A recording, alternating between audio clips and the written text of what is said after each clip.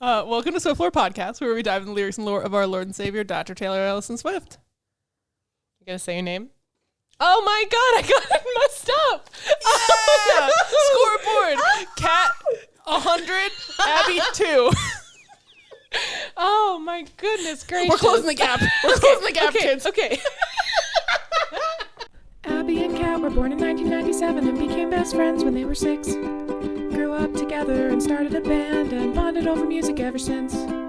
20 years later, they are all grown up and spend their free time analyzing lyrics. Now here they are talking all about their Lord and Savior, Dr. Taylor Allison Swift. Taylor, if you're listening, we love you. Hey. Hey everyone, Kat got bangs. I almost said banged. I was making a lot of banged jokes unironically before. I just got bangs like an hour ago, so if I keep touching my forehead, it's because I'm overstimulated. That's a big reason why I'm not sure I can handle the bang. Anyways, hi. Welcome to Swift Lore Podcast, where we dive into the lyrics and lore of our Lord and Savior, Dr. Taylor Allison Swift. Absolutely, that's why we're here. Why can't I do that today? I don't know. Is that not why we're here?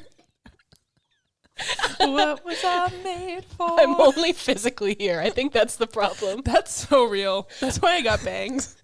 Anyway, that's Kat and I'm Abby, and we're doing great. You made up for it. I wrote Stole my line. I'm so sorry. Today we're doing math. No, we're not. Gross. Swiftie math. It's just songs with number titles. It's really funny that I say gross at math, considering I used to be a math instructor, but that's You fine. tutored me in math. Oh my god, I forgot. You tutored me in math for Demi Lovato ticket. Oh my god, I forgot that was the reward. It was more like Wow. it was going to happen anyways, but like it was like a fake incentive because you would have come either way. That is actually so iconic of us, and I forgot that it happened. Or maybe you would have come to Cleveland with us, but you would have had to sit in the hotel room. sit there by myself. I had to think at about Demi what I've Lovato's done. Neon Lights tour with like my dad. And Jake Paul. Fucking Jake Paul. We had better seats than him. Get fucked, Jake Paul. He was sitting right behind us, though.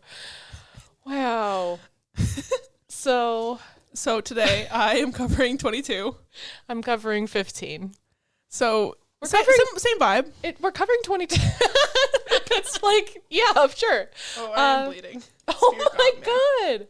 My dog is getting groomed this weekend because her nails are really long and I hate cutting them. Kat is for I went, guess who's coming over? And then she looked at all the podcast stuff set up and looked at me and did a running jump at me and then used me as a springboard to run at the door. And then when I went over to try to pull her back so Abby could come in, she did another run at both of us. She did. She got me right in the thigh, but I'm wearing pants, so I'll find out if I'm bleeding later.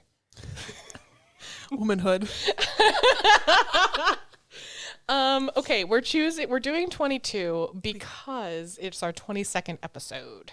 So I hope that you're feeling 22. I don't know about you. I'm feeling 22. So yay us, 22 episodes. That's 22 of them. I wrote down 3 things that I figured we should cover before we should cover the songs. Oh, yeah.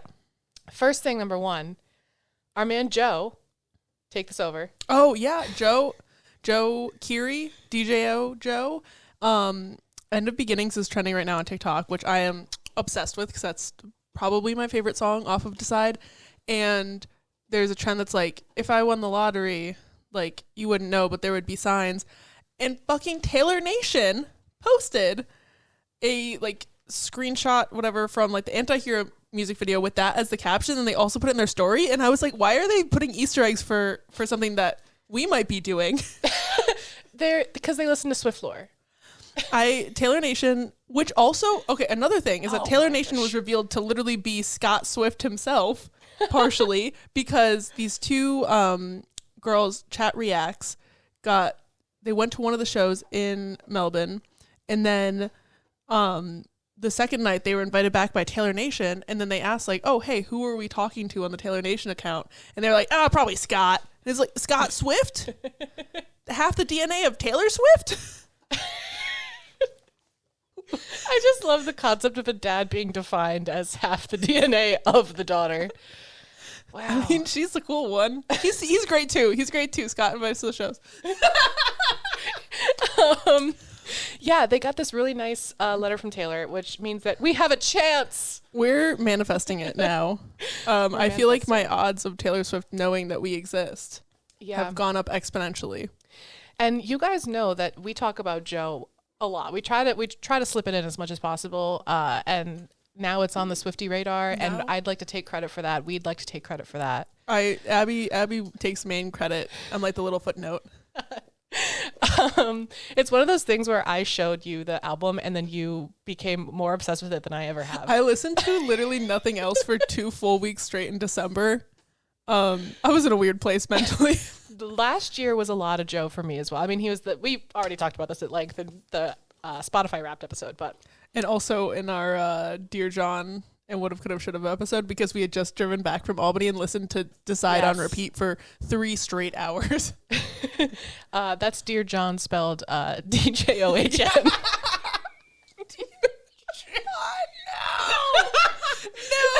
It's like the Jonas Brothers all over again. Well, that's a meme. We got one. Oh, by the way, I haven't made the memes yet for the last week or / this week, whatever you want to call it. Time. I don't have it. I don't have time. You know what? I'll meme it up. But if also, because we've got such amazing listeners who occasionally reach out to us and tell us really wonderful things, if you guys ever are inspired and have a meme idea, you can send it our way. Send a meme. It'll probably go in the meme dump. We just be dumping memes. Because I don't have time to make the memes as much anymore. And they're fun, though. They are fun. They're fun. But you can tell some weeks when it's just like the effort that I put in is not there. I did want to bring up a couple of things. Also, I did the mashup that I mentioned in the Back to December episode. Posted. Yes, it's on our TikTok and on our Instagram. Yeah, story. Although it was on the story. It won't be by the time you guys see this, but maybe we'll make it a little highlight. Maybe. I was really proud of it. It's a very rough recording. I have like a full version that I did not post, but if people actually enjoy it, then maybe I'll do a better recording. I enjoyed it. So did friend of the podcast, Sylvia, because I sent it to her first, and I was like, did I do something? And so did friend of the podcast, Gabby, because she just like heart reacted to our story a bunch of times. Oh, friend of the podcast, Gabby. I love your work. Friend of the podcast, Anika? I don't know how to say your name. But they sent us really nice messages, too, about our podcast. And our bestie, Sarah, who we've been, like, she's followed us for a while, and she was super bummed because she didn't get tickets to Sydney, and then she got tickets to the last night of Sydney, which, when this comes out, it'll already be over. Hope the show was good, Sarah. Sarah, let us know. We're so nosy. We can say we know you're listening. We know. All of the times where we're just like, John Green, I know you're listening. Taylor Swift, I know you're listening. But like sometimes we know that people are actually listening. This is the week she stops listening. She actually said, nah, I'm good. Also on our Instagram, I'm going to create highlights on our Instagram that show who's who. Because we got an Instagram comment asking, like, who is who? I don't know. Which, like, valid. Yeah. Because I guess our voices sound the same to people who aren't us. You want to go first? Or do you want me to go first? I think we should end on a fun note, so I can go first. 15. I'm not emotionally prepared for this. Here's the thing. You shouldn't be. You should be as scared as you are. I just have my cry log open. Oh my goodness. This was such a wild one for me to cover for reasons that I will, clearly get into since I am covering the song. But it's a doozy. Also, no, wait, never mind. I'll play it out later. Okay. Yeah, my arm hurts. Oh no. I'm icing my scratch for my dog with a Diet Coke. This is what it's like to be 26. And now on to when you're 15. Things don't get better, folks. I'm kidding. They just get different. I love my dog and I love my Diet Coke. That's true. So you win some, you lose some. Oh, goodness. Wow. So 15 is the second track from Taylor's second studio album, Fearless, and also the second track on Fearless TV. Also, Back to December, which is the last song that I covered, was the third track on the third album. Oh, I'm doing the second track on the second album, so it's not really a pattern yet. We'll see what I do next week. Who's to say? Because I just I just died for a moment. Oh, okay, whatever. Wow. Okay. I just died in your arms Tonight. It was released. Are we just Spears started crying. She was like, that was not good. I was like, are we gonna acknowledge our random 80s moment or No. Anyways. So it was released November 11th, 2008. She really does love November. And it's the longest song on the standard edition and the second longest on the re-release after Untouchable. Wow. This song is about Taylor's freshman year of high school and all of the trials and tribulations that comes with it. And so when this song came out, we were in like 6th grade, and I was like, in my brain, I was like, you're 14 when you're a freshman in high school. So I was like, well, if she's 15, she must be in college. Like, this is a genuine thing that I thought for several years, because I just could not conceptualize her being 15 as a freshman in high school, because I knew I wouldn't be 15 for most of my freshman year of high school. the biggest example of girl math I That have is ever. like genuinely, I want you to know how stupid I was in the 6th grade. Oh, goodness gracious. I feel like these episodes are just getting more wild and unhinged, but it be like that sometimes. It's a nighttime recording. I am If you in. couldn't tell, it's a night recording. Yeah, because my schedule, like I'm in grad school and I have an internship and I'm very busy and this is like the only time we can do it. So this is the energy that And I got bangs, so that you can Cat got infer bangs. about that what you will. Okay. So Taylor said that she just decided that I should just read the quote. I just decided I really wanted to tell that story about our first year of high school because I felt in my freshman year I grew up more than any year in my life so far. It definitely does begin a point where you grow a lot each year. Yeah, because I feel like once you hit high school and like the older kids are like closer to being adults, like seniors in high school aren't adults, but like they're more, they'll expose freshmen to stuff. Because like when I was a freshman in high school, I was on like swim team and stuff with the seniors, and like they're always, you know, influencing you even if they don't talk to you. Yeah. Yeah. It's such a time when you're a freshman and you look at the seniors and you're like, they are so much bigger than I, and like they are, but it's And only then 3 when years. you're a senior, you look at the freshmen, you're like, oh my God, were we that small and annoying? Yes, you were. Absolutely. Just so you know, you were. This song features Abigail, Taylor's best friend, who she is still friends with. Mm-hmm. Abigail did give this. Yeah. She did. For sure. Anyways. Abigail did give consent to have the song released. Taylor basically played it for her, and she said that you should really release this because I think it'll be beneficial to other people, even though it is a very personal song that uses Abigail's actual name, and they both appeared as themselves in the music video, Abigail and Taylor. I just like, because in the like Road to Fearless documentary, like TV, straight to TV doc, Abigail's interviewed and she says like, if one girl is helped, are you gonna say that next? I have that quote. I thought that was the end of your quote from Abigail, and I was like, this quote lives rent free in my mind. No, it's if one girl can kind of learn from it or connect to a song like that, it's totally worth it.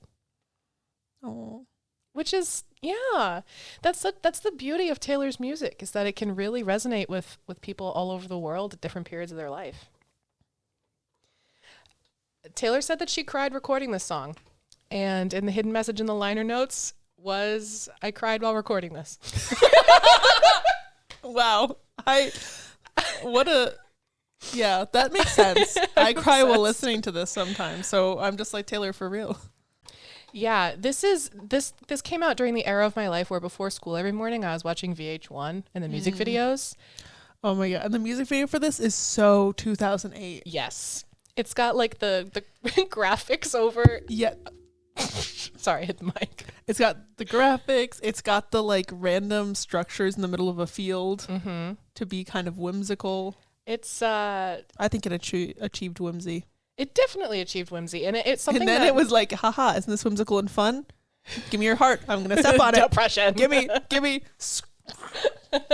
Yeah, for real. It literally never left my head. Where I was when this song came out is I was watching music videos on VH1. I was in middle school. I was We were 6th in grade. 6th grade, yeah. Yeah, so that was nothing. That was a nothing time of life. But 15.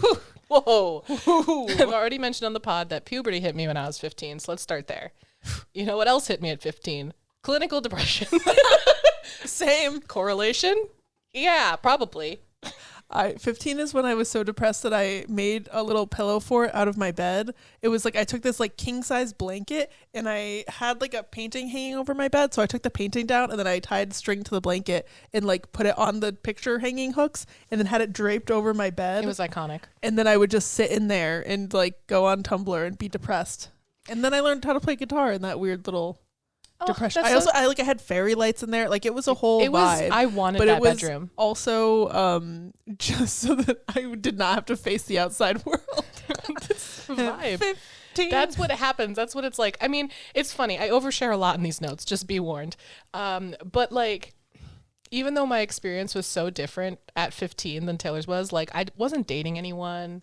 My friends weren't really dating anyone either. No, we were all Dorks. very single. Dorks affectionate. Yeah, I didn't really have any friends who dated until like later in high school. Yeah. And even then it was like not that deep. Completely accidental. I do know that I had one friend that... What if I told you none of it? Sorry, you said accidental. I had to do it. No, I get that. I really get that.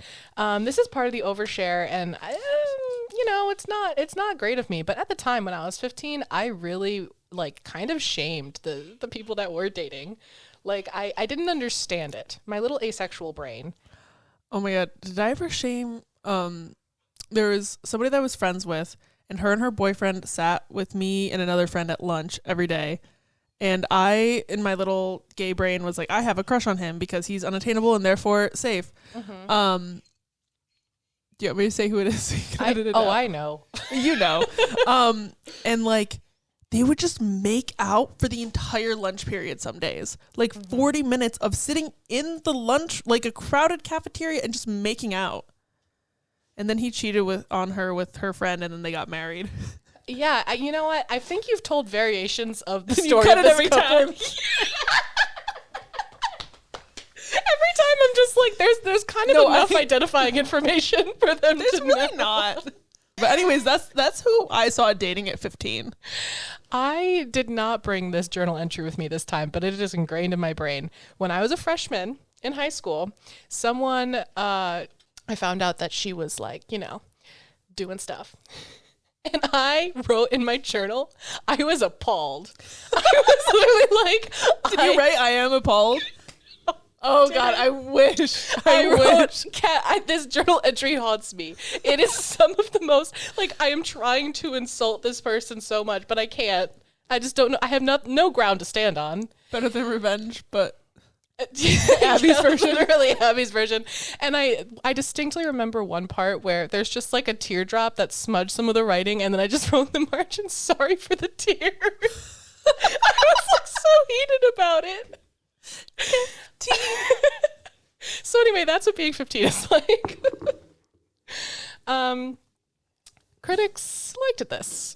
They liked it. A critic named Jody Rosen said the song had confessions that are squirmingly intimate and true. And I agree. But also, like, there's no excuse to use the word squirmingly. Full offense. Take it out of the vocab, Jody. Let's remove it. Retract it. Oh, gosh. Very sad side note. My inability to read is still going strong. Okay. Because the one episode where I talked about Greenblatt, and you were like, couplets, Shakespeare. Yeah, it wasn't Greenblatt. It was Greenbelt. I'm sorry. Greenbelt. I can't read. I don't have any fun references for that. Who wears a green belt? Am I right? She wears green belt. I say squirmingly. Oh, gosh. Anyway. So I sorry that I can't read, but there you go. Reading, who does that? Reading comprehension never could be me. Just pan over to my like overstuffed bookshelf. The one thing that I fully unpacked is my bookshelves.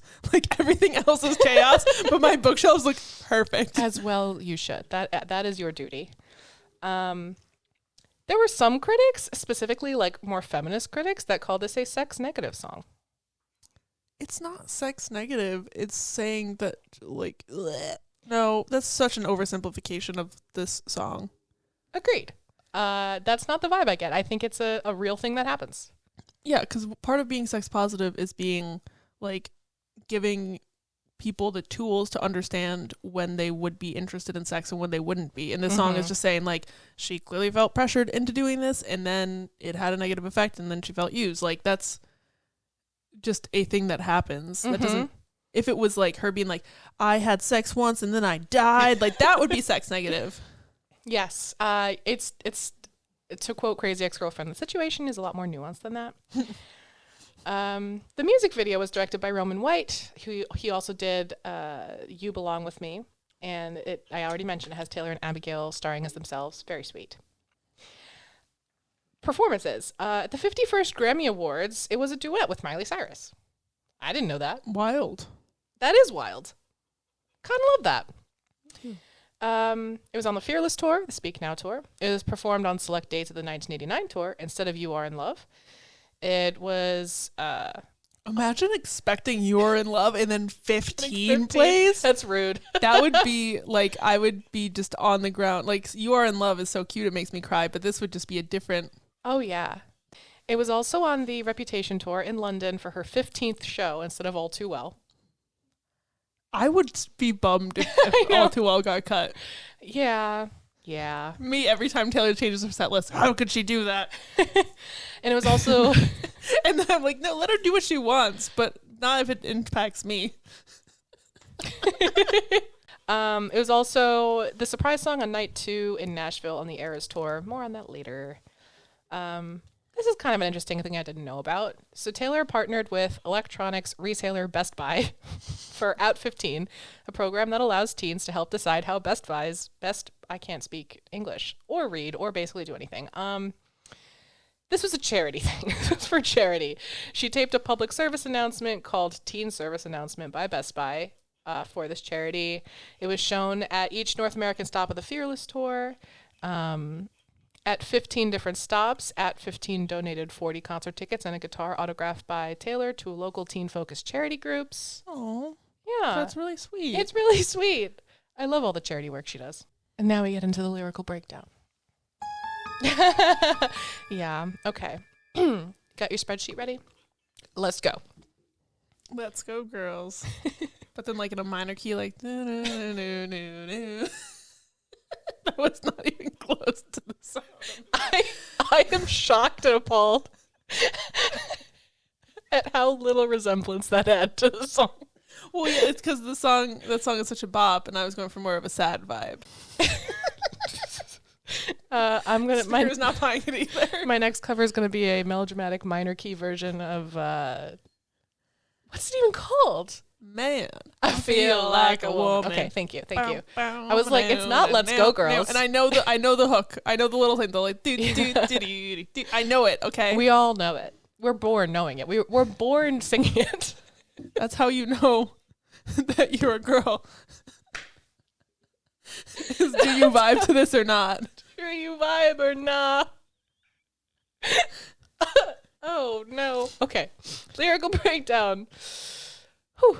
It starts with, you take a deep breath and you walk through the doors. It's the morning of your very first day. She's entering a whole new world. She set the scene right away. So good. As she usually does. So in the 8th grade, I moved to a different middle school and I left all my friends. I went to the 8th grade. I was bullied. But I remember my first day walking in and just that feeling of entering a new world. And then 10 weeks into my freshman year, moving back to my original school, seeing all my friends again, which is the next line. You say hi to your friends you ain't seen in a while. We had Spanish together. It was great. Oh my gosh, we did. We made a whole project. Oh wait, this project, it was supposed to be about like future, like it was a future and past tense thing. So we had to make a scrapbook. I think you have it maybe. It should be somewhere. It was when I was in my photo era. It was fun. It was cute. DSLR. It's just, that's what this song reminds me of, is that period of my life. All the moving, all the nervousness, even like the bullying, just all of it. It's a really hard time. So you say hi to your friends you ain't seen in a while. Try and stay out of everybody's way. Mood. I literally wrote mood. So I just wanted to be invisible. No one look at me. No one perceive me. I'm kind of still like that. That's so real. As I am put myself on the internet now. This is so out of character for me. But it's controlled. It is controlled. I get to edit it, which is nice, I suppose. It's your freshman year, and now you're going to be here for the next 4 years in this town. It's definitely about college. Like, I can't believe how fucking stupid I was. Like, I know that I was 11, but come on, girl. You were a kid. Stupid one. But it is very much given, like, if you don't like it, too bad.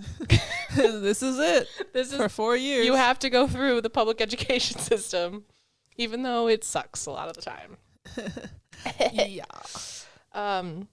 Hoping one of those senior boys will wink at you and say, you know, I haven't seen you around before. It's such a 15-year-old girl thing to daydream. Oh, man. I mean, the amount of times I just wanted someone to notice me. Literally.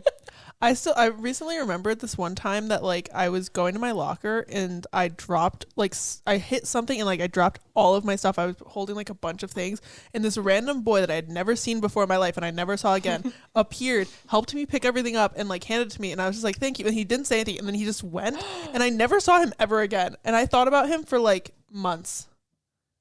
Have you considered that maybe he was a ghost? I feel like he had to have been, because I literally never saw him again, and I was looking for him. Wow, you had your little fanfic But I can't moment. remember what he looked like because I don't process men.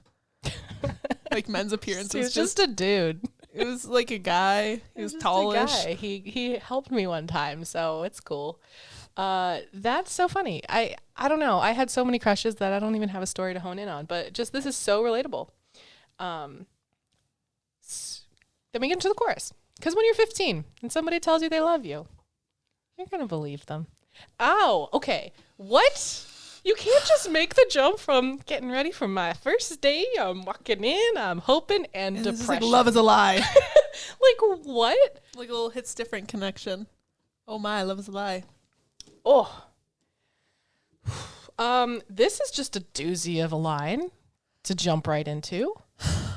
Because when you're 15, you have yet to learn that people can lie. And I also think, though, that the jump from, like, the lightheartedness of the verse to this, like, intense chorus is also what it's like to be 15. Because you have those, like, super high highs and those super low lows, because you just are, so many new things are happening and you don't have, like, the ability to regulate yourself yet. Yeah. And I think the way that this story is told is really interesting, because it does flash forward to what she's going to learn through this process. And the second verse goes back into the beginning of the story. And it's how like it she's like this omniscient narrator that's just like, it's very foreboding. You're 15. You think people love you. Ooh. It's like, it's rough, bro. It's rough. And we've talked a lot about Taylor growing up and being a teenager and these hard lessons that she learns, and learning that, like, good people can be taken advantage of even if they're good. And it's rough. Because 15, Why that's would so you go young. and break a perfectly good heart? It's off debut. Yeah, that's why I don't recognize it. I know, that's why I clarified. Because I knew you weren't going to know it off the tip of the tongue. I think we've covered one debut song. It was our song. Right. And that's going to be the time where I have to, like, I'll be listening to debut pretty much for the first time. So. When debut TV comes out, Yeah, so that's exciting, I think. I'm going to regress. I'm probably not going to like it, so it'll be an interesting era of the pod. That's true. We'll see. We'll see. You might be forced to like it. That's true. I might be. You'll just threaten me grow on until you, I like it. or else. I'll lose my my Swiftie card. So I guess I got to get on it. Okay. When you're 15, feeling like there's nothing to figure out. Think you have your shit. You're like, I know what I want to do with my life. It's how can a person know everything at 18? Except it's 15.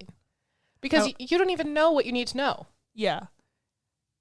You forget what you've forgotten. Yeah. You're just in, like, a blissful state where the world is about to literally end. And you don't even know. We were 15 in 2012 when there was that whole thing about the Mayan calendar ending. I remember specifically because, as I keep mentioning, I got my first period. Literally, the day the world was supposed to end. It was an Easter egg. You're going to birth the Antichrist. And I was just like, what does it mean? What does it mean, world? What does it mean? What does it mean? I also have that journal entry. I have a journal entry about it.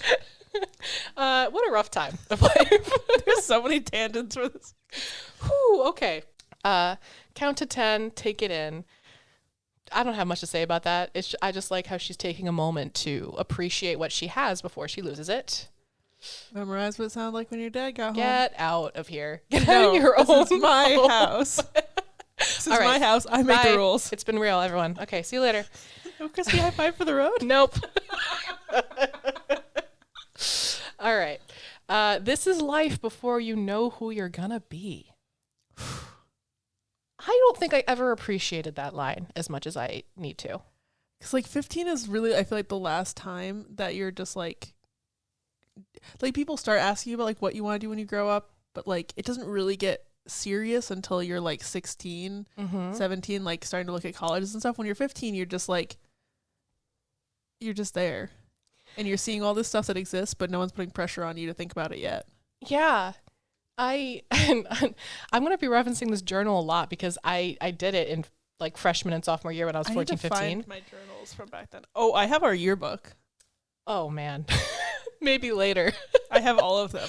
Oh, man. Okay. Well, from middle school through high school. I think we're going to have to crack into that in a minute. But first I'll say that one of the funnier entries in a very just hot mess of a journal is one of the first entries where I'm 14. I'm talking about my first day at this school that I returned to 10 weeks into my freshman year. And I say, I know for a fact that I'm never gonna, and then I list like 10 things that I've done now. What was it? Like, give an example. Okay, so like one of them was like, I'm a good person. I don't have tattoos. I don't like like that's where I was at mentally. You don't know. You don't know anything. Put a bumper sticker on a Bentley. Yeah, like you don't know One of my anything favorite YouTubers, Ava Jules, she used to like literally say like, you don't put bumper sticker on a Bentley, and now she's got like a whole bunch of like random little tattoos because she was just like, actually that was a stupid mentality and I'm having fun now. Right, like you don't know who you're gonna be. You just don't know. And you know, if she knew who I was now, I wonder what she'd think. I think she'd be proud. That's a very existential thing to just randomly drop in. I think she would. But it's an existential song. I think our 15-year-old selves would think we were cool, but also mine would be like, why the fuck aren't you a musician? 15-year-old me would also be like, why the fuck did you get bangs again? I got awful bangs when I was 13. These bangs are a vast improvement. They are. Yeah. They're banging, as some might say. We get into the first chorus. You sit in class next to a redhead named Abigail. I just wrote, hey. Hey. Hey. Hey, that's me. Abby was like trying to decide which song to do for, because I was like, I'll do 22. And then she was like, what song should I do? And I was like, well, you gotta cover 15 while you're a redhead. Yeah, no, it's true. It's true. And I did sit in class next to you freshman year, and we we were Spanish. still friends. We were still friends, but I feel like we weren't really that close when you went to your other school. Mm-hmm. So I felt like we became like best friends again. Oh, definitely. In Spanish. Definitely. Well, when you're that age, it's hard to keep in touch with people, especially it was the age before like everyone had a smartphone. So it was much more difficult to keep in touch. Yeah. Yeah. I was fancy because I had the one that flipped up and it was a manual little keyboard. Wow, the times. The times. Soon enough, you're best friends. Aw. I hit the whip for the viewers at home, the listeners at home. I did have red hair in my freshman year as well. I also had little pink streaks and a little feather. Oh my gosh, I forgot about the feather. That's the time. That was feather time. I wanted a feather so bad. My mom would not let me do it. I let that feather cling into my hair for so long that we had a guy, his name's Michael. He's not listening. He constantly was just like, I am going to cut that thing out of your head. I'm obsessed with that. Love that for him, and he was correct in saying that. Laughing at the other girls who think they're so cool. We did this. Did we? I did. I think I just wanted to be them. You into it. Or maybe I had a crush on them. Or all of the above. I think I made fun of them because I was very much like a hipster, like want to be different, not like other girls. Girl. The thing is, I thought Kat was, I still think Kat's cooler than me. But like all growing up, I was like, Kat has better fashion. Kat has better taste in music. Kat knows what's up. I just listened to Taylor Swift. It's not true. Yeah, I always thought you were the cool friend and I was the little dork off to the side. That's ridiculous because I thought that about you. Get out. Get out of here. Get out. Anyway, we're all dumb when we're 15. Okay. we'll be out of here as soon as we can. Just brushing off the experience as if it won't be as impactful and life-changing as it will turn out to be. No, when you're a freshman in high school, you're just like, high school's only 4 years. It'll be nothing. 4 years. That's the longest 4 years of your life. It's so long. It's so long. It's so impactful, so life-changing. You don't know. And then on your very first date, and he's got a car, our song. Riding shotgun with hair under the front seat of his car. Yeah, very our song coded.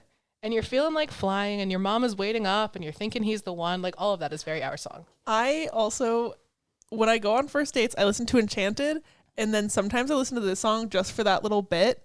Aww. Which, like, overall, I know 15 is not really a cute romantic song, but that little piece of, like, how it feels after you go on a really good first date, and you're just like, oh my god, the world is my oyster, everything is possible. Like, it's so cute. I don't know. When I go on a really good first date, I feel like a little giddy teenager again. That's so cute. Yeah, okay, so my first date was when I was 16, technically. That's when I got asked out for the first time. I think I was 17. It was a coworker. Never go on a date with a coworker. Oh, never. Never. We walked around, is it Corbett's Glen? That's like down. I remember this. Yes. Yes, we walked around and talked for like 2 hours, and then we just never talked again. I think my first Our shifts date didn't line up. was technically prom.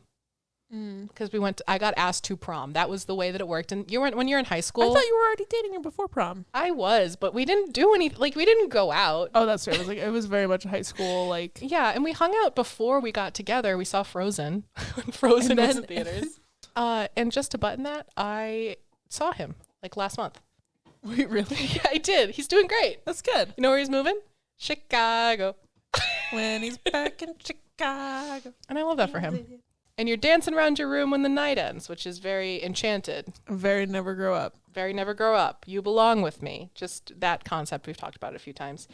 And then I just wrote, okay, also, this never happened to me. Ha ha ha ha ha. Although my mom did support my endless supply of meaningless crushes. Thanks, Mom. We stand Sharon. We do stand. She was always so hopeful every time, as was I. Go back into the chorus. There's the line that changes when you're 15 and your first kiss makes your head spin round. My first kiss. I'm just imagining an owl.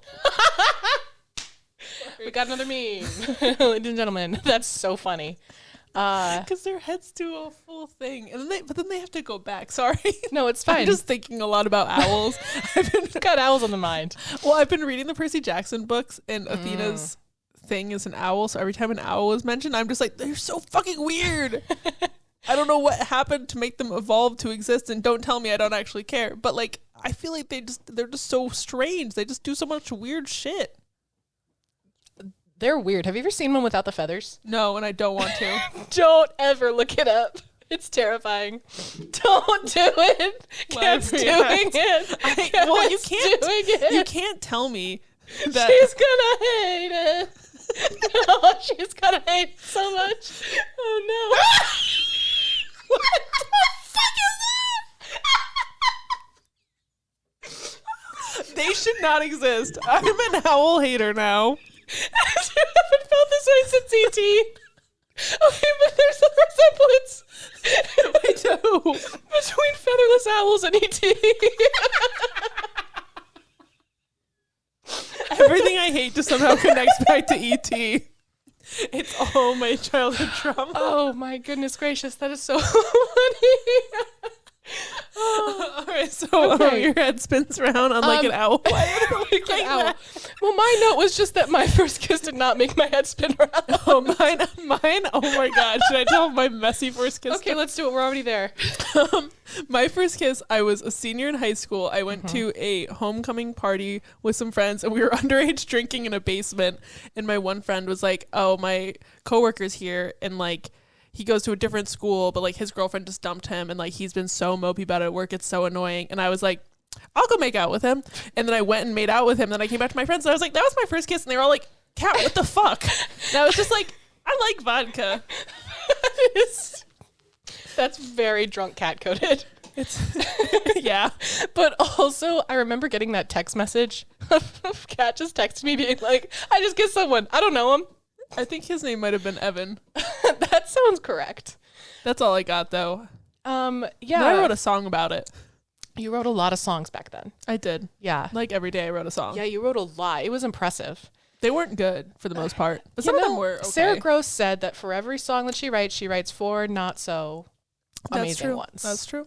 In your life, you'll do things greater than dating the boy on the football team. Womp womp. I just wrote, there's more to life than stupid boys, which is a Max Mayfield quote from season 3 of Stranger Things. I like that you gave a citation. Yeah, I'm citing my source, Max Mayfield. She's my favorite character, so, you know. Quick things here for the bridge. You know, the bridge. Crossing it together. When all you wanted was to be wanted. Yeah. Uh-huh. Me. We've already talked about this. All we wanted was to be wanted like that. Even if we pretended like there was more to life than stupid boys. Not to us, there wasn't. No. We wanted those stupid boys. Oh my God. To notice us so bad. Also reminds me of Mirrorball. Wish you could go back and tell yourself what you know now is very Back to December, which is on my brain. Because of the Back to December of it all.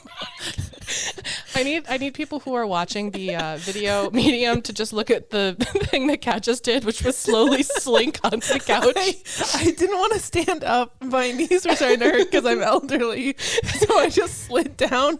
But then the mic was too high and I wanted to say something. So I was like talking up at the mic. Anyways, it was like those videos of where people take a chicken and they move the chicken's body and the chicken's head stays in the same place. Oh God, I'm gonna hate editing this, but it's fine. It'll be funny, I think. I hope so.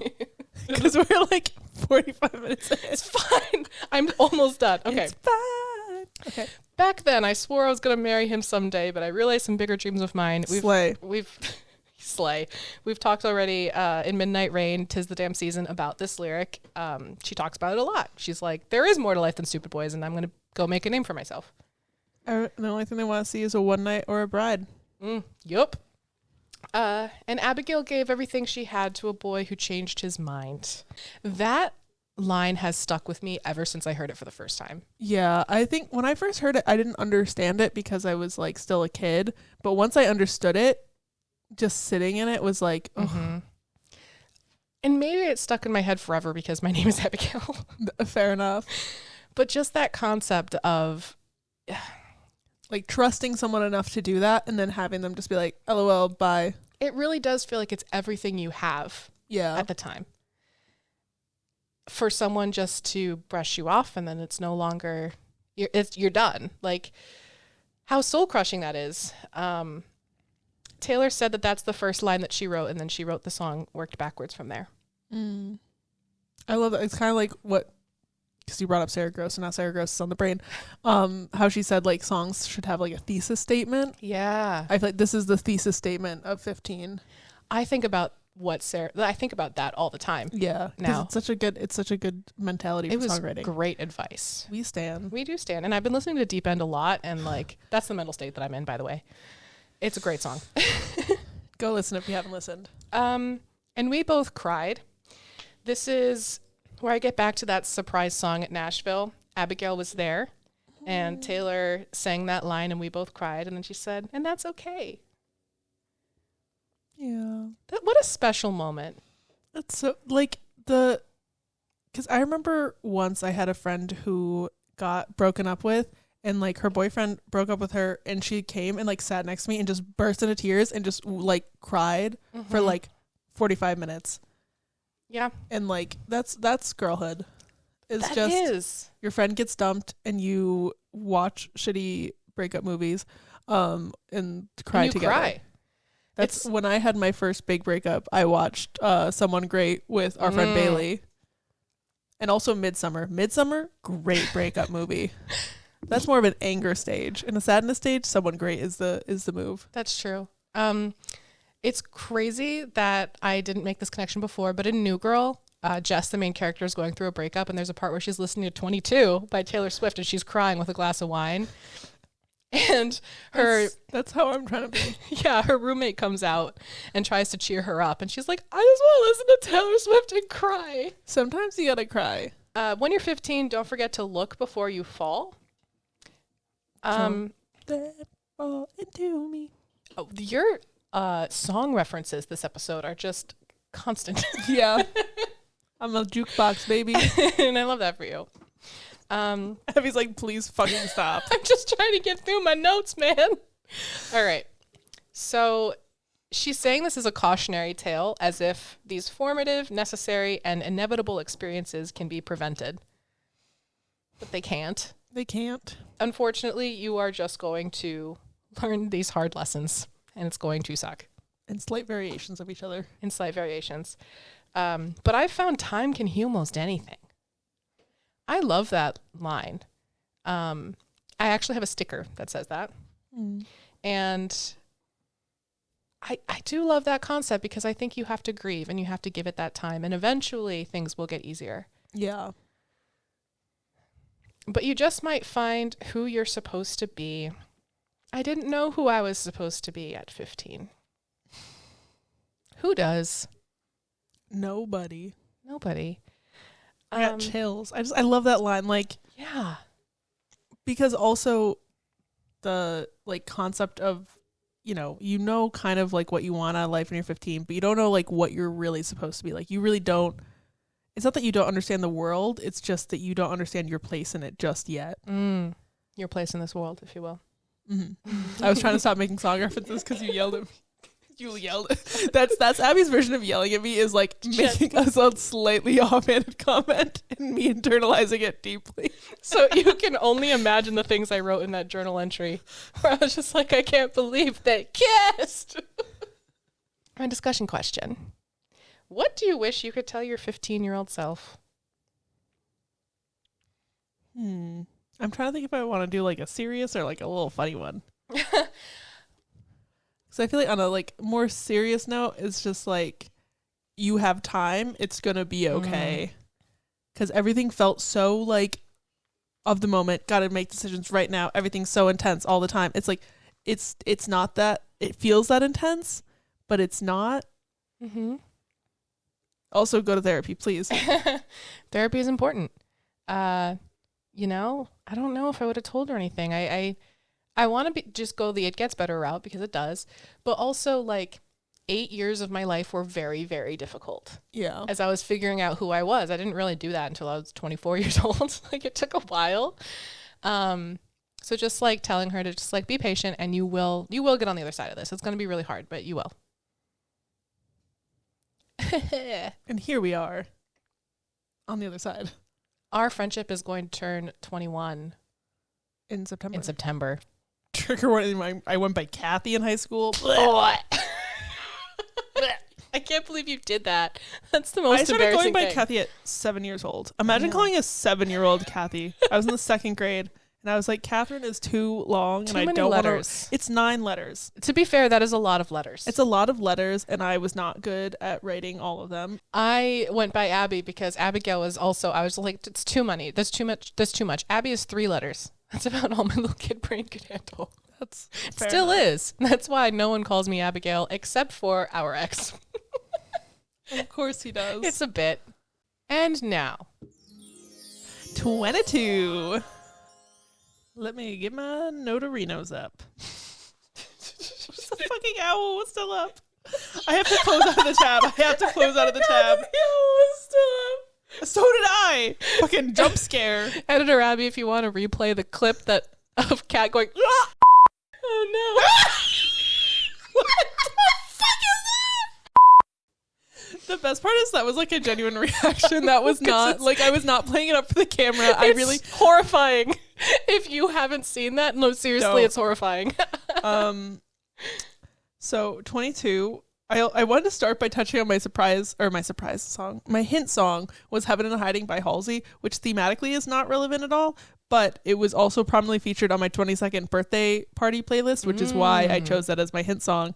Nobody could have gotten that unless you were at my 22nd birthday party, which is only like...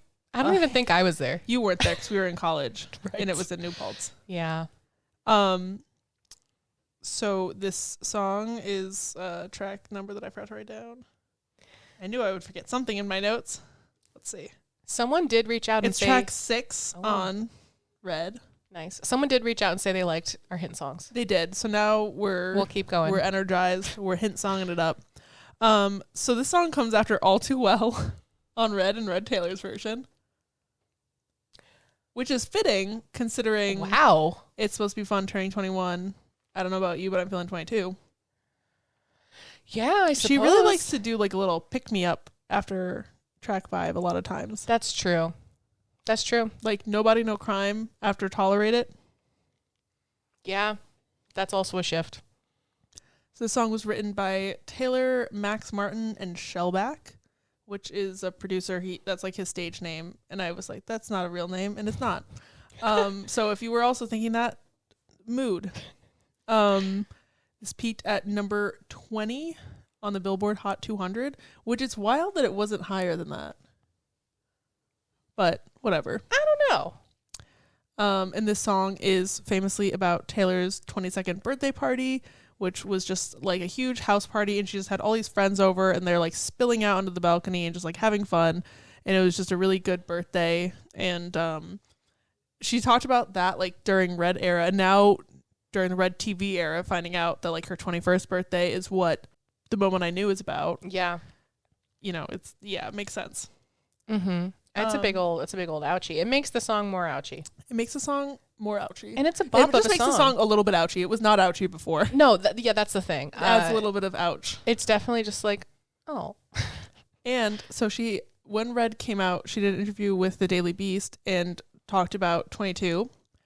Having written a song called 15 about how much I learned at age 15 and how that was a really heavy year for me. I learned a lot of lessons the hard way, and it was a vulnerable age. And 22 is a vulnerable age, but you're a little more brave. You're a little more ready to take risks and live with the consequences. To me, the song 22 has a more carefree background to it because 22 is much more carefree for me than 15 was. Yeah. That quote was on Genius, and then like I went to the article and I was like, oh my God, she connected them herself. We don't have to do any work. She did it. I love how we covered Never Grow Up, and now this episode is literally us growing up. Crispy high five. All right. I rewatched the music video today to like prepare for this. It was shot in Malibu, California. It features her and her friends having like a little house party. My notes include holy jump cuts, Batman. And it's so aggressively 2013. It's got like a filter. It's got like a crop thing that's like supposed to look like a vintage camera. She looks so like she's got her hipster glasses on. I mean, she literally says hipster in the song. And she also has her iconic outfit that she wears for the Eras tour. Not a lot going on at the moment.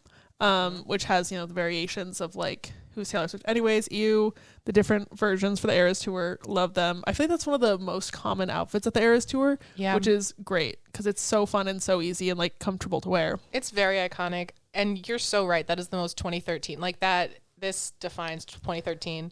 It also reminds me of Vine because there was one Vine of literally Dan Howell, who is Dan is Not on Fire, a YouTuber, of him turning 22 and just dead staring into the camera with this song playing in the background. That's so real. And another thing that I rewatched the music video reminded me of was that this music video came out shortly after the Harry and Taylor breakup. And on the beach scene, the outfit that she's wearing is very similar to an outfit that Harry Styles was like papped in, and like the pictures were all over like Tumblr, everything. And I was in the One Direction fandom at this time. And like I remember when this music video came out and everyone was like, oh my God, she's literally dressed like Harry Styles in her music video. And there was like side-by-side comparison posts. I don't know if it was intentional or if it was just she was dressed like a hipster. I mean, she was wearing like a beanie and a Henley, but like the colorways were similar. Anyways, that was some 2013 controversy for you. Times were simpler. And also like the music video kind of feels like a 1989 precursor, like Easter egg for her like girl boss group. Absolutely. The girl boss squad, whatever they were called. And then the end of the music video is just her jumping in the pool and nobody else, which to me like felt strange, but I guess that's what it's like being 22. You know who else had a music video around the same time that involved a pool? Was Miley Cyrus, We Can't Stop. I was so obsessed with that song because I like girls. And I was gonna say it's kind of like how I kept watching the Fergalicious music video to learn the dance. I was doing air quotes. There's no dance. It's just Fergie rubbing cake on herself. Which I feel like that's also in the We Can't Stop video. It's just yeah, no, it's crazy. It's a wild music video that I liked because when she's in the pool, just her eyes are like glistening and her hair looks great, and her lips were very red. I'm gonna stop talking. gay rights. So this song was on the set list for the Red Tour, and it's currently on the set list for the Eras Tour. It was also a surprise song thrice on the Rep Tour in Chicago, Foxborough, Massachusetts, and Sydney.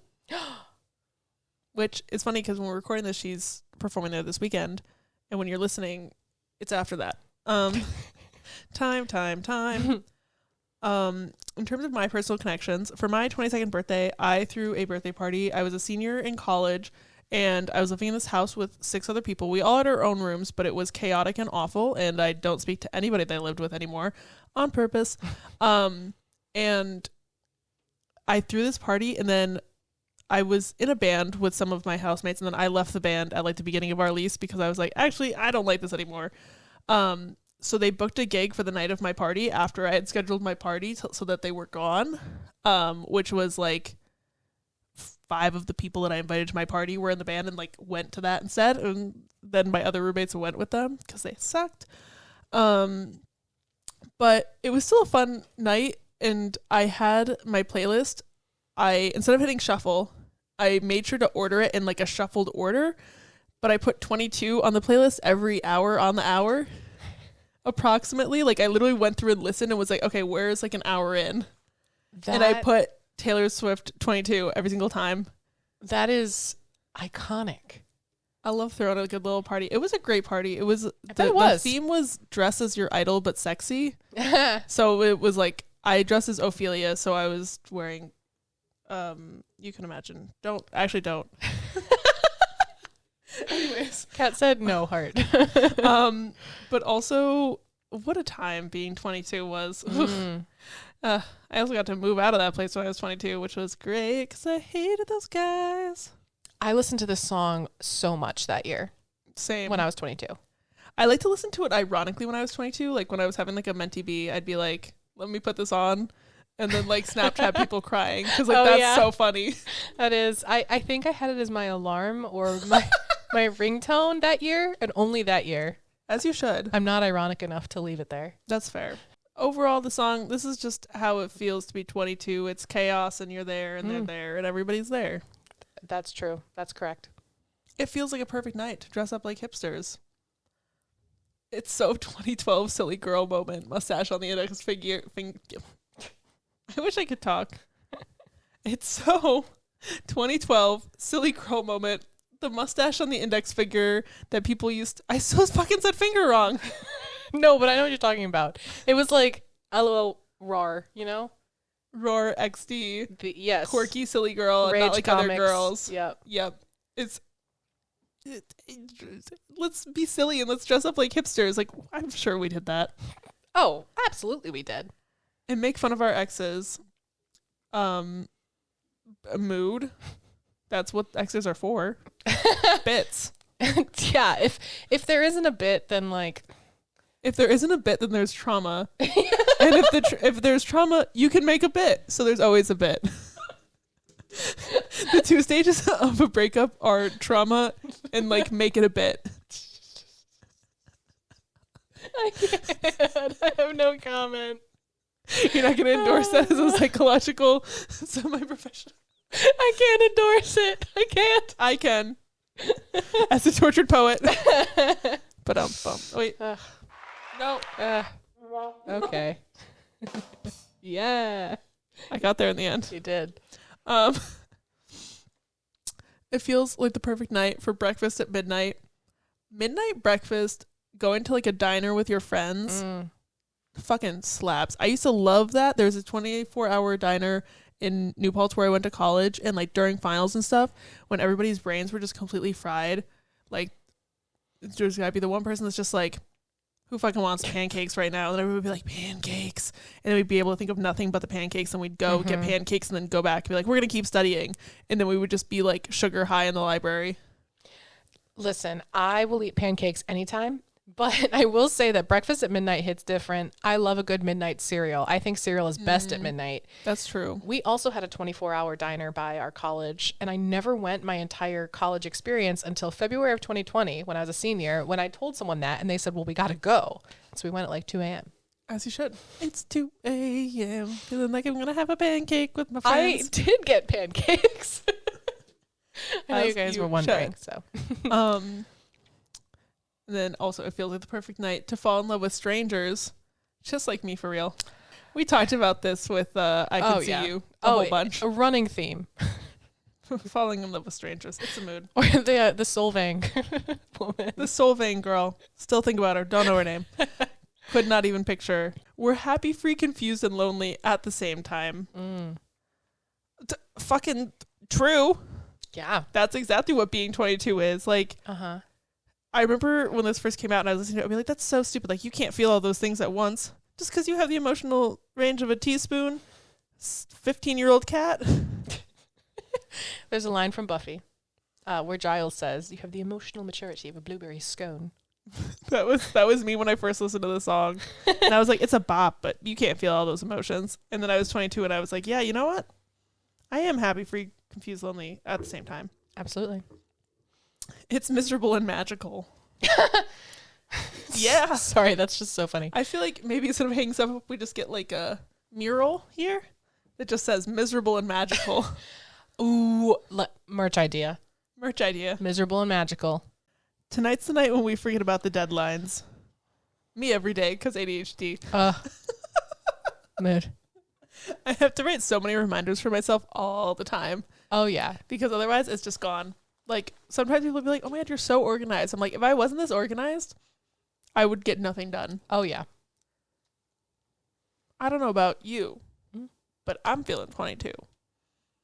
Just kidding. My knees don't feel 22. But also, like, we love a mid-party vibe check. Like, I don't know about you, but I'm feeling pretty good. This is a pretty good party. I'm feeling 22.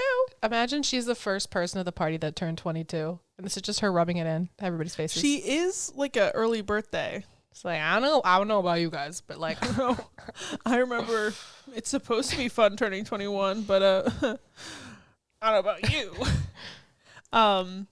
Everything will be all right if you keep me next to you. And like, I know that the next line is like implying that there's like a flirty thing going on, but I like this line before that because up until this point, she's just been talking about like hanging out with her friends. Yeah. And it's just like everything will be all right as long as like I got my friends, I got my girls. So friendship coded. It's so friendship coded. Yeah. You don't know about me, but I bet you want to. Okay, Taylor, get it. I can see you. That's I can see you. That's very I can see you coded.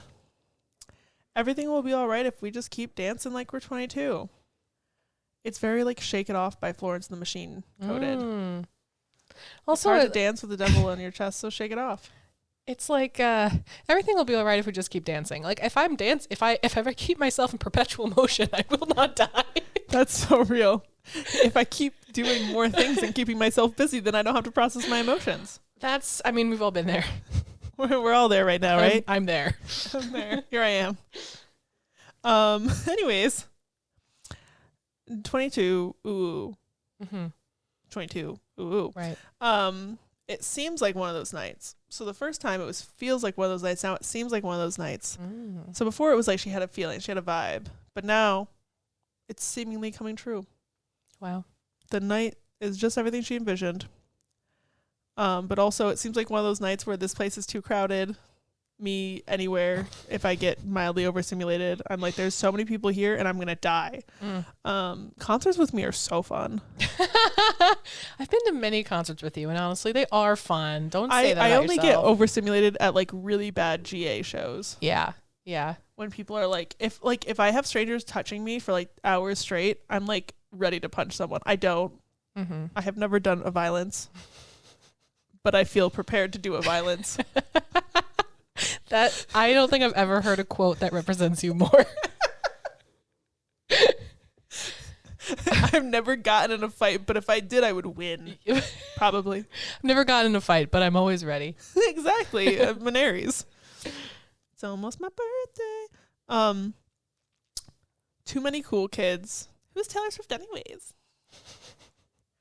I, like, when the song came out, obviously Taylor was popular, and so, like, it was weird if you didn't know, like, this song, like, that was, you know, under a rock or something. But at the same time, it wasn't, like, really cool to be obsessed with Taylor Swift.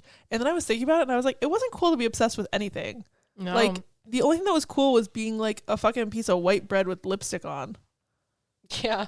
Ugh, I'm so glad that I was not popular. Also, is she saying there's too many cool kids at her own party that she threw? I can't tell, because I feel like she's kind of, like, maybe she's mocking other parties. Like, it seems like one of those nights, this place is too crowded. There's too many cool kids here. Blah, blah, blah, blah. You know? No, I don't. You know when you're at a really good party and you're like, I'm so glad that this party isn't like that other party that we went to that sucked. Okay. Maybe that's what she's Sure. going for there. Sure. It's my best guesstimate. It seems like one of those nights we ditched the whole scene and end up dreaming instead of sleeping. So I love that. I fucking love that line. Yeah. Because, like, there's nothing better than being at a party that kind of sucks with your friends and then you all just, like, leave and go wander around, maybe go to a 24-hour diner and, like, just talk about your lives and your dreams instead of being at a party. Mm-hmm. It's great. And then the pre-chorus changes slightly. So we're happy, free, confused, and lonely in the best way. So she's like, in case you didn't get it before, like, this is a good thing. We're happy about this. Oh no, the camera's dying. Okay. It is. Tonight's the night we forget about the heartbreaks. We love a little letting go moment. Like, we love a night that's so fun and so good that it literally heals your heart. Also, it's giving witchcraft a little bit. That's true. A little witchcraft is a treat. A little witchcraft. That's a treat for your 22nd birthday. And then the choruses again. And then there's a post-chorus at this point that just kind of repeats a lot of verse 2, but then you look like bad news. I gotta have you. And I just wrote, no, bad Taylor, stop it. Spray with a water bottle. Okay, No, but I've been there. I know. Bad. I know. Bad And everyone's always like, don't do it. And I'm then like, I put in parentheses, this is a self-call out. But also this connects to I knew you were trouble. You look like bad news, gotta have you. And then also wildest dreams. He's so bad, but he does it so well. And that was my last little notorino. wow. So my discussion questione, what was the highlight of being 22? I can go first while you're thinking. Do it. His camera dying. Yep. Graduating college and moving out of the shittiest place I've ever lived. Yeah. I don't know if I had highlight. I can't really remember 22 if I'm honest. You visited New Paltz? Oh yeah, that Oh, was wait. nice. And then Were we 21? I don't know, but okay, so when I was 22, I was an RA, and I remember my co-RA, we were really great friends, and so we just visit each other and have like little RA shenanigans. And there was a restaurant that took our money that we got as RAs, so we would literally go to the restaurant and then buy like everything. I'm at the restaurant. It was delicious. Spending my RA money. Very fun memories. And that's 22. That's 22. Wow, we did a lot of reminiscing today. We went all over the map. I hope you guys enjoyed it. You can follow us on Instagram at SwiftLorePod. And on TikTok at SwiftLorePod. And we got to do hint songs. My hint song is Unfaithful by Rihanna. My hint song is Agony from the hit musical Into the Woods. And on that great note, next week is going to be so fun. So much fun. All right, bye guys. Wow. That was pretty good. Bye. Bye. Did you become the owl? I'm trying to knock them off the planet. I'm coming for you, owls. As soon as I can fucking turn my head around, you're out.